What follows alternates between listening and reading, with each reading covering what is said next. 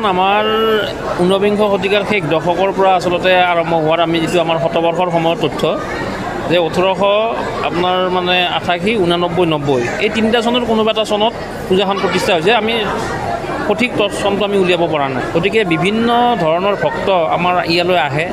গতিকে ৰাইজে মাত্ৰ সামান্য আমাৰ মানে বুট মুগেৰে মানে পূজাখন আৰম্ভ কৰে।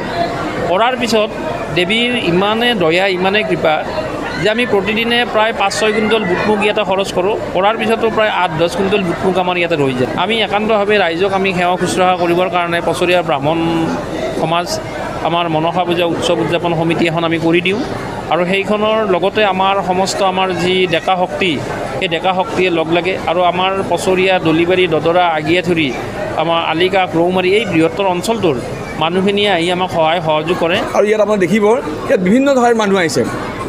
ইয়াত মানে প্ৰশাসনিকভাৱেও ইয়াত সহযোগ কৰিছে যদিও কিন্তু ইয়াত আপুনি দেখিব খুব এটা পৰিপাটি আৰু খুব মানে সুন্দৰকৈ সকলোৱে শান্তি শৃংখলা বজাই ৰাখি এই মাৰ শ্ৰীচৰণত তেওঁলোকে সকলোৱে সেৱা কৰে। আমি আজিলৈকে দেখা নাই যে ইয়াত কিবা এটা ধৰণৰ অপ্ৰীতিকৰ পৰিৱেশ সৃষ্টি হৈছে। সকলোৱে মিলিজুলি মাৰ শ্ৰীচৰণত সেৱা অৰ্চনা কৰিছে।